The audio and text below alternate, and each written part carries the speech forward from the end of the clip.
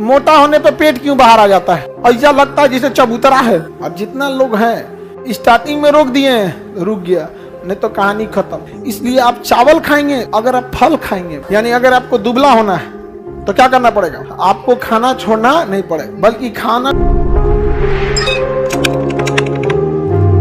मोटा होने पे पेट क्यों बाहर आ जाता है? तो हमको देख के तो नहीं बोल रहा ही।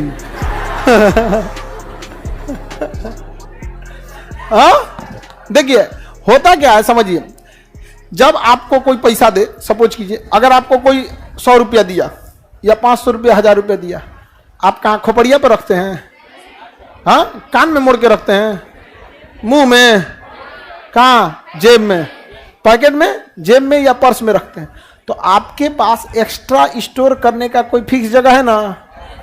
हाँ, बस अगर धक्का-धक खाइएगा ना तो कोशिका कहेगा कि रे बैला इतना ग्लूकोज नहीं चाहिए, तो फैट कहेगा हम जमा कर लेते हैं।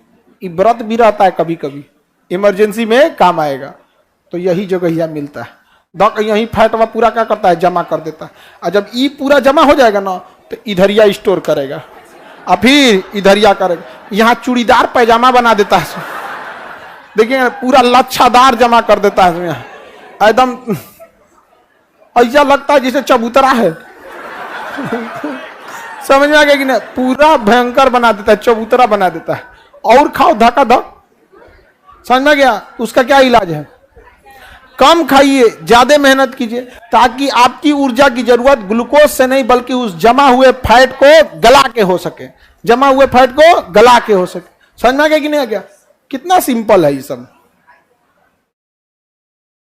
महिलाओं में फैट ज्यादा होता है, रीजन भी है, महिलाएं फिजिकल एक्टिविटी बहुत कम करती हैं। आप अपने घर में देखिए, मान के चलिए कि आपके पिताजी हैं और माताजी हैं। माताजी का काम छोटे से एरिया में रहता है, घर में आना जाना, फिजिकल एक्टिविटी कम रहता है।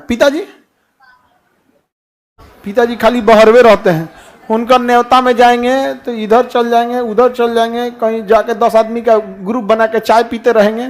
समझ में आ गया कि नहीं आ गया? सब्जी खरीदने इधर उधर काम करते रहते हैं, तो उनके शरीर में तो ग्लूकोज जमा होता है, फैट जमा होने का मौका नहीं मिलता। अब महिलाओं के शरीर में मौका मिल जाता है, इस वजह से क्या हो जाता है? फैट क्या हो जाता है? जमा हो जाता है। और जितना लोग हैं मोटा होते हैं, स्टार्टिंग में अगर रोक दिए तो रुक गया, स्टार्टिंग में रोक दिए तो रुक गया, नहीं तो कहानी खत्म। हमारा ससुरा 82 किलो के हो गए। और हम क्या करें? हम खाना नहीं खाएंगे तो हमारे में ग्लूकोज नहीं होगा। एक रास्ता है कि अगर हम खाना नहीं खाएं तो ग्लूकोज खत्म, तो अगला नंबर किसका आएगा? वसा का। और यहां से वसा गलना चालू होगा। लेकिन जब वसा गलता है ना तो थोड़ा टाइम लग जाता है, इसलिए हमें एनर्जी की कमी फील होती है, क्योंकि ग्लूकोज धक्का-धक गलते जाता है। वसा में टाइम लगेगा, वसा गलेगा, ग्लूकोज में ग्लूकोज आएगा कोशिका में, तो एक लंबा टाइम लग जाता है, इसलिए शरीर गिरा गिरा रहेगा। तो बताइए बिना खाए हम पढ़ा पाएंगे? नहीं पढ़ा पाएंगे। समझ आ गया कि नहीं आ गया? तो इसलिए आदमी थोड़ा सा चक्कर आ गया है। हाँ, मर गए। ये गधा कर रहा है प्रोटीन खत्म होगा तो क्या होगा? मर जाओगे। ये आधा भी हो गया ना तो क्या हो जाओगे? मर जाओगे। क्योंकि प्रोटीन खत्म होने का मतलब मांस गलने लगा और हड्डी गलने लगा, तो बचेगा कौन चीज? Are par. प्रोटीन गलने के बाद एक कैमरामैन आता है और HD फोटो निकालता है जिसपे गेंदा का फूल चढ़ा दिया जाता है। समझ में गया? तो इसके बाद की घटना HD फोटो, इसके बाद HD photo with flower bracket में रेस्ट इन पीस। बहुत मेहनत हुआ, अब क्या कीजिए? रेस्ट कीजिए। बहुत माइटोकॉन्ड्रिया ग्लाइकोलाइसिस हो गया, अब क्या कीजिए? रेस्ट कीजिए। रेस्ट इन पीस, खत्म कहानी, खत्म हो गया आपका।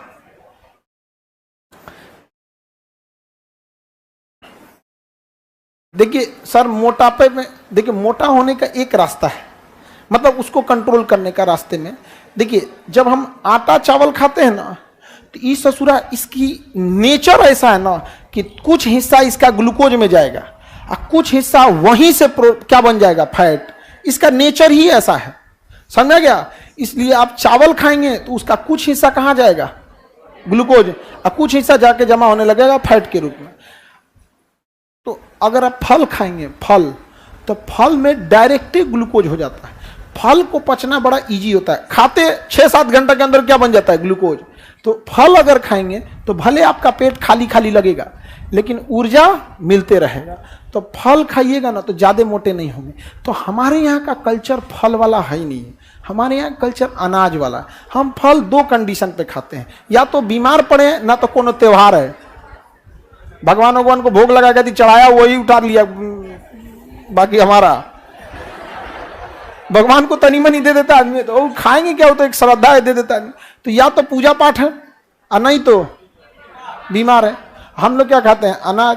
वही अंग्रेजों को देखिएगा, वेस्टर्न कल्चर, सुबह उठते वो अनाज खइबे नहीं करेगा सर, ओट्स खाएगा, पतई खाएगा, घास खाएगा, स्वीट कॉर्न खाएगा, गाजर खाएगा, हेन तन खा के तनी मनी खा के रह गया, सो हो गया यहाँ पे, समझा गया। और हम लोग सुबह उठते 6 रोटी, रात का बचल 6 रोटी तल दो, चाय से खा लो। हम कैसे मोटाए हैं? रात का 6 गो रोटी बचल, उसको सुबेरे तल दिए और चाय ले लिए रिफाइन लगा के, और खाते रह गए। यहाँ पे वो जो तले हैं वो डायरेक्ट वसा है, वो जो तले हैं तेलवा में ना रिफाइन में, वो डायरेक्ट वसा है।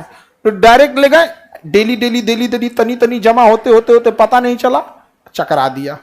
यानी अगर आपको दुबला होना है तो क्या करना पड़ेगा? हाँ, खाना छोड़ना पड़ेगा। आपको खाना छोड़ना नहीं पड़े, बल्कि खाना को लिमिटेड करना पड़ेगा कि जो जरूरत की चीज है उतना ही ग्लूकोज बने, थोड़ा बने और थोड़ा फैट से ले, थोड़ा खाइए और थोड़ा फैट गलाइए, थोड़ा खाइए थोड़ा फैट गलाइए। समझ में आ रहा है कि नहीं आ रहा है? किसी को दिक्कत है तो बोलिए।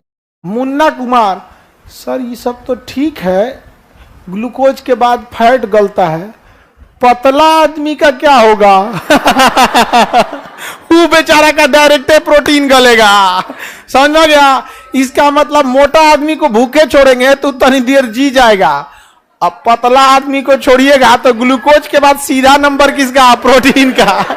ग्लूकोज के बाद सीधे अगला नंबर प्रोटीन का आएगा, वो ज्यादा देर नहीं चल पाएगा। किसी को दिक्कत तो बोला जाए।